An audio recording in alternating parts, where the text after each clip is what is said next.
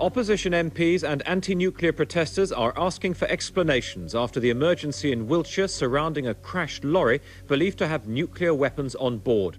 So this particular transport was taking the weapons in a convoy, and the route of the convoy would have followed the A38 round Exeter and then joined up with the A303, coming off the A303 past Salisbury until it got to West Dean, which was near to Dean Hill, the military facility there built into the hill, and that's where they wanted to get to, and that was where this accident occurred. We heard there had been a crash near West Dean. We immediately thought it's probably the nuclear weapon convoy. So they came along that road, and as far as I understand, there was another vehicle coming along it.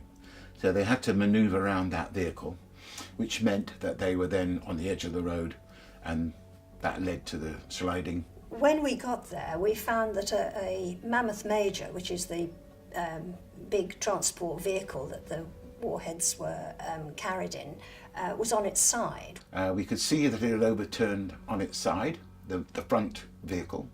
The second vehicle was in the ditch. And the ground was completely frozen and solid and hard, so that when the Mammoth Major had turned over, it would have hit very hard ground. And we were told by the police who'd blocked the road, saying, there's been a heavy vehicle crash, you can't come this way. But it was still a very confused situation. Nobody really knew what was going on. There were very few roads in the area, and of course the authorities were closing off the roads immediately. It was a peculiar atmosphere that night. There was an odd atmosphere of people who really weren't sure what was going on. Whilst we were there, we were faced by a line of soldiers.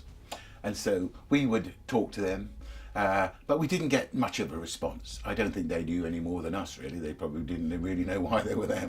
It wasn't known whether the warhead had been dislodged from its carrying sling arrangement inside the vehicle, or if it was had any damage to it, or if it was likely that the high explosives would be activated by this accident.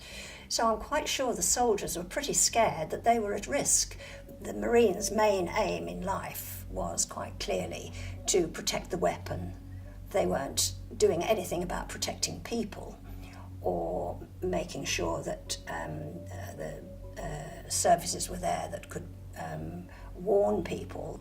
So there was a sense that, were we in danger? Were local towns and villages in danger? We were not sure at the time. We were thinking, I wonder what's happening there. Is there going to be some pollution, some release of radioactive material? We were a bit concerned, but we thought, well, we're here now, we'll wait. All I can tell you is that a military transport vehicle suffered an accident this afternoon, and we are now endeavouring to put it right. Were people in this area at risk at any time from this accident? I can tell you that there were no casualties. I did hear afterwards that what was AWRE at the time sent experts to come and examine the warhead to see what condition it was in.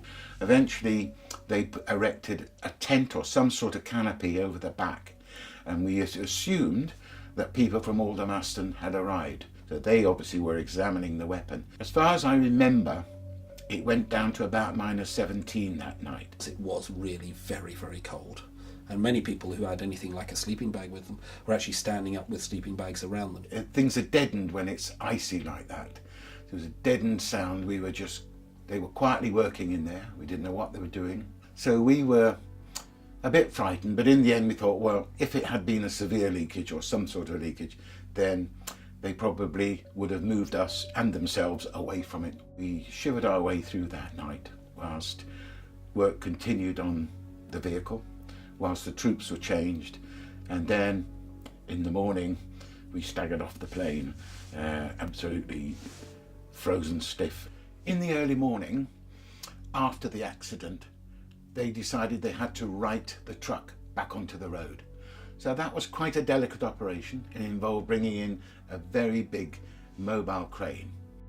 I think they had packed things inside the weapons carrier, sleeping bags, all sorts of things like that, to stop the container that has the weapons in from moving again. They then had to have a strap on the end of the crane, which was put underneath the truck, around the truck, and gradually ease the thing back onto its wheels and delicately put it back onto the road.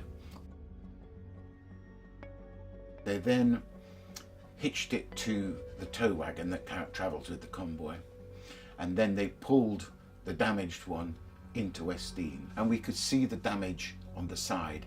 This accident would never have happened if they had to set out in inclement weather in the middle of winter. I've put it down with history of understanding big organisations from later work as probably bureaucratic. Once you've got such a big structure in organisation and you've scheduled a movement on a particular day, it can be quite difficult to change it. But that doesn't stop you from taking basic safety precautions like checking whether the roads have been de-iced properly. They should have checked the road, they should have checked the weather. Something so simple to go wrong is quite worrying in a programme that's so sophisticated as the programme to maintain nuclear weapons in this country. I think this was such a terrible event that the MOD must have learnt lessons from it, and they must have had to go back and try and discover how it came about. It's one of those things where almost all disasters, there is a chain of events. It's not some one single thing that has failed.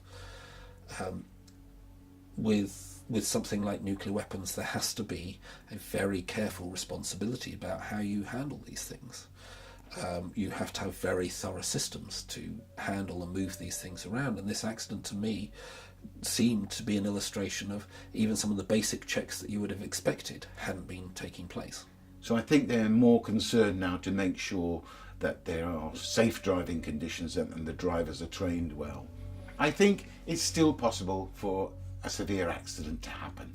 There's been many minor bumps and things and breakdowns along the way, but all it takes is a moment of lack of attention, some kind of odd circumstance on the road, some kind of odd circumstance in the traffic, and something happens. We all know that. We see it every day on every road.